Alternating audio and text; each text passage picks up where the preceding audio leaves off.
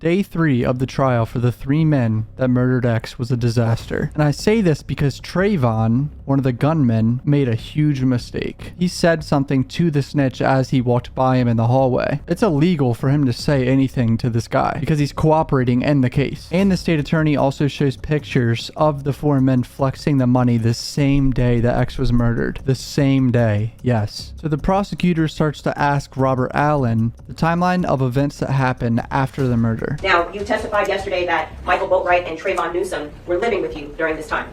Yes.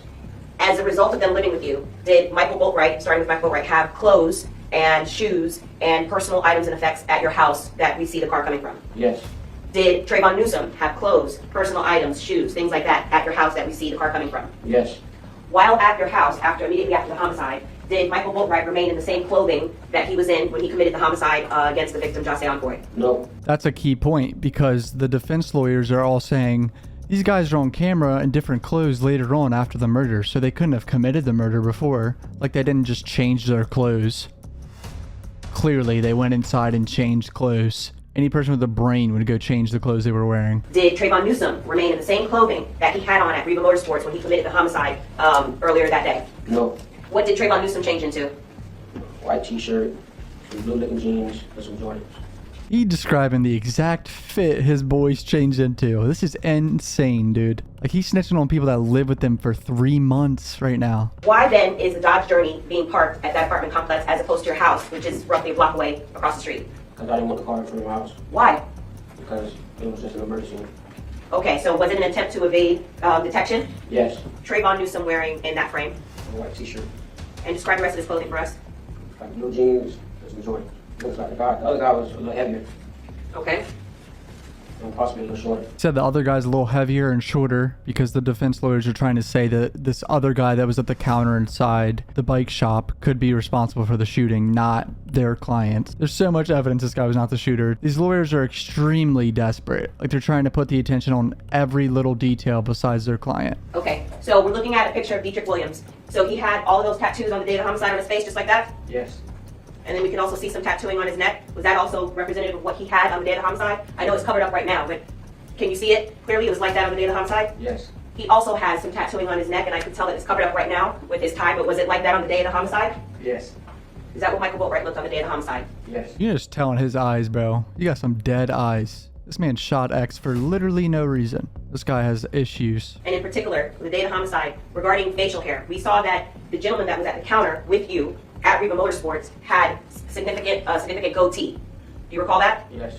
So they're comparing this guy, Michael Boatwright, to the random dude at the counter. The prosecutor's trying to show a distinct difference between the two so the defense lawyers can't be like, yo, it was that guy. Boatwright had that same facial hair the day of the homicide.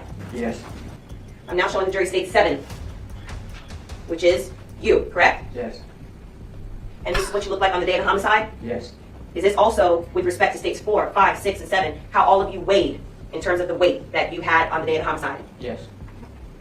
Damn, she only brought up the weight when she put his picture down. I'm just kidding. I know she's trying to make differences between all the 4 people. Was anything promised you to give that statement? No. How about the third statement? Still, of the same year that the victim was killed, was anything promised to you by either law enforcement from BSO or the state attorney's office for you to give that statement?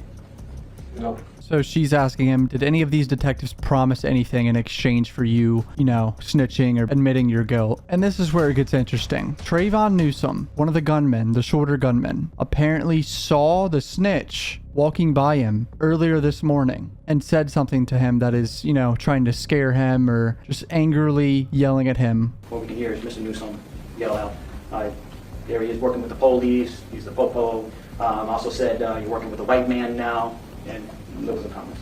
Now, when you say we, you actually heard the comments coming from Mr. Newsom directed at Mr. Allen? As I was escorting him over here to court. Okay. And as Mr. Allen was walking, from as far as you could tell, was there anything obstructing Mr. Allen from being able to hear? Like, he didn't have anything on his ears or anything like that? Was No. he? How close was Mr. Allen standing to you? Closer than you and I.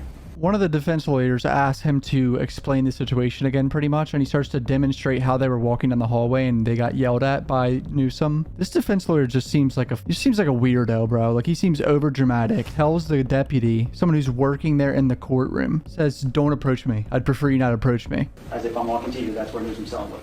Okay. Starts saying Right, his you don't have to comments. approach me, sir. No, no, so we can get, you know. That's okay, I would appreciate it if And you don't then once approach we me. walk through here, that's when everything's done. Okay, so you're saying Newsom could see Through the cracks, yes, of the doors. through the cracks? And how Because do they're you- not very solid. Okay, so how do you know Mr. Newsom is the person that made these statements? How many people were in that holding cell? He was in the holding cell by himself. There was only one. Okay, and how do you know that? Mr. Newsom has a pair of tan shoes. He was assigned to that cell this morning. The lawyer's trying to say it could have been someone else in there, but he was assigned in there and had distinct shoes on. Bro, these lawyers are so desperate, man. He is working for the police or the popo. You're working for the white man now. And you believe that was directed towards the witness? Of course, yes. This man is smirking a little bit, bro. He knows he fucked up by saying all that to him. That's not legal, I'm pretty sure. Like, you're not allowed to talk or say anything like that. Like, that is definitely going to get him more charges. And here are the infamous photographs of these low-life fuckers flexing the money they stole from Max. And she's showing it to Robert, just connecting them more to the murder. Because why would they be flexing money that they didn't steal themselves from someone? Makes no sense. Why would they just be handling someone's money for no reason? Stolen money? Like, no, you stole it. You were there at the crime. That's in Mr. Newsom's hand was taken from the victim in this case after you and your co-defendants robbed and killed the victim. Yes. If you recall, because Mr. Trayvon Newsom, as you said, was living with you, did he have this amount of currency prior to the homicide on June 18, 2018? No. This is the gunman that shot X, flexing the money as well. So this photograph of Mr. Boatwright fanning currency from the robbery, is this from the day of the homicide? Yes.